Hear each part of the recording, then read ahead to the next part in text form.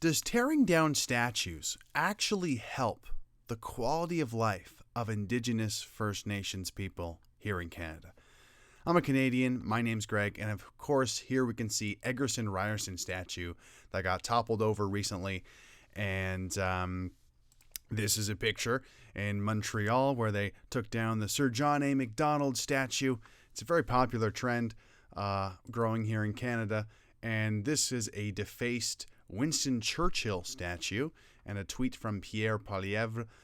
Don't schools teach history anymore? Now the woke warriors attack the statue of Winston Churchill, the greatest anti-fascist of all time. He beat Hitler and Mussolini, for crying out loud. Do these vandals wish he had lost? Good question.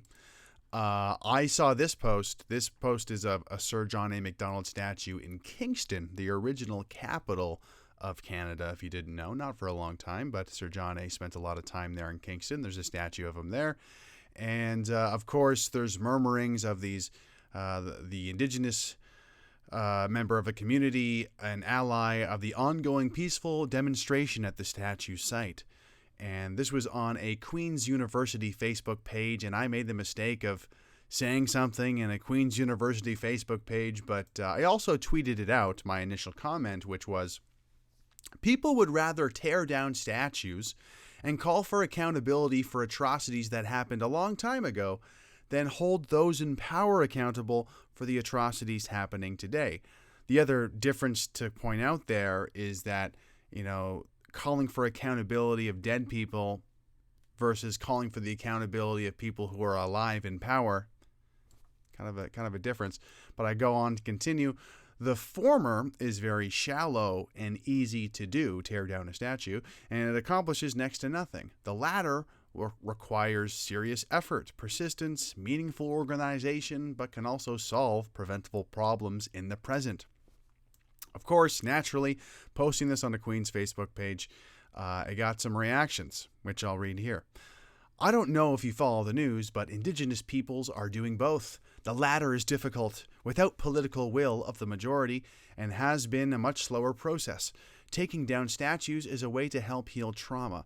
So when we walk into a park, we aren't reminded of the horrific events that took place at residential schools. Policing Indigenous peoples on their decisions regarding what immediate actions they are taking to help their communities heal is not productive and isn't the hot take you think it is. This was my reply. If you're getting triggered by seeing a statue in a park, you have much bigger problems on your hands. Unironically, consider seeing a therapist. By the way, a therapist would not recommend tearing down a statue to make yourself feel better. This destructive behavior just makes potential allies and supporters resent your cause.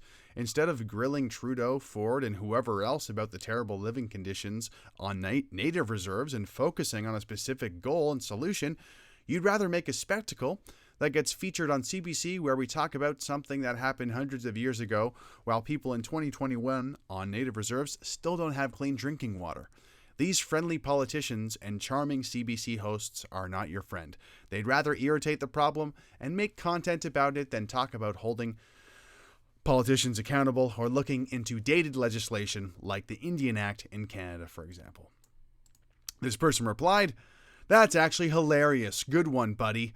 Potential allies. We don't want fake allies who do not support us in all the small steps we are having to take." It's funny that one of the small steps is knocking down a statue. That's the very first step we need to make before changing legislation. In case you need a history lesson, the last residential school closed in 1996. John A. Macdonald set the framework for the injustices we as Indigenous people face today. This is one small step in getting justice, recognition, accountability, and awareness to these issues. Toppling the statue does all these things. Okay. The glorification of those who murdered and abused my people is counterintuitive to us gaining justice and basic human rights. Well, completely denying the context of history also doesn't lend your cause much credibility when you're just kind of saying everything to do with these statues, none of it. You're not winning a lot of support by not having any nuance in your approach. But I continue, or they continue rather. You obviously aren't well educated on these issues and don't understand the complexities with them. The small steps are important and no easy feat considering the systemic racism integrated into law and policy. Once again, knocking down the statue has to be the first step, apparently. Changing law and policy has more barriers than one could even imagine. I know because that's my job. Stick with what you know and stop policing us on how we deal with our trauma. That's another funny thing that this person brings up. Stop policing us on how to deal with our trauma by me pointing out the fact that holding a dead person accountable isn't going to be as effective as holding a live person in power accountable. That's apparently me being policing how to deal with their trauma. But I picked one specific part out of what they said because I thought it was really hilarious. They say, changing law and policy has more barriers than one could imagine. Really? I say, lol. Laugh out loud. Liberal MPs are currently pushing through changes to our Broadcasting Act, Bill C-10, to allow the government to have unprecedented control of all content on the Canadian internet. They're ruthlessly pursuing these changes, shutting down debates and doing anything necessary to change these laws that gives them control over all speech online. Guess what?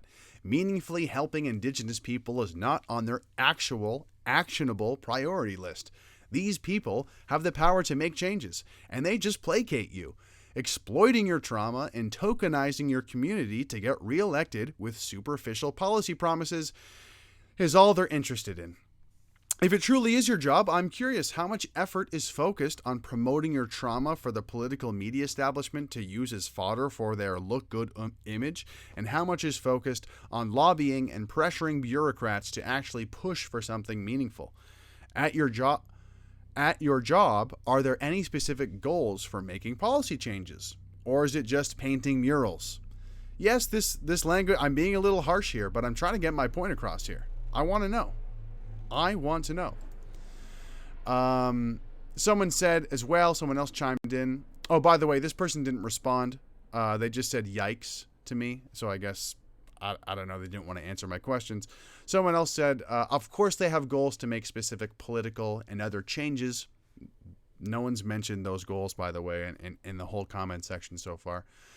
This is cumulative. Once again, knocking down the statue. Very first step, apparently. Not creating a nonprofit group or trying to specifically, put pen to paper and make specifics of what your demands might be. No actionable goals other than knock the statue down.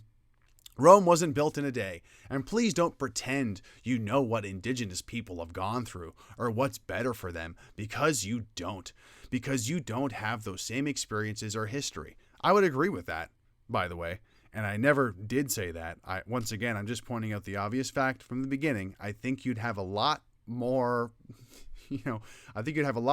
bigger impact if you held alive people that are alive, if you held them accountable and not dead people. I don't know if you're going to get very far doing that. I myself will also never fully understand the struggles and trauma that Indigenous communities have gone through. Oh my God, thank you for mentioning that. We know that you're so great now. We both need to emphasize and work to support changes that benefit those who are not being heard. Kingston should feel like home to every member of our community. Once again, this idea that you can't even go to a park with the Sir John A. Macdonald statue, or else you have like these vivid flashbacks.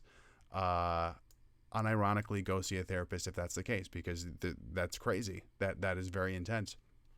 And here's my final comment that I left to multiple people. And it's a little aggressive, so strap in, folks. The expensive higher education you guys are paying out the ass for literally retards your ability to problem solve. Knocking down a statue and talking about your fees, that's feelings, accomplishes nothing. I am sure one of you academics could justify it by writing an essay about how toppling statues liberates me from trauma.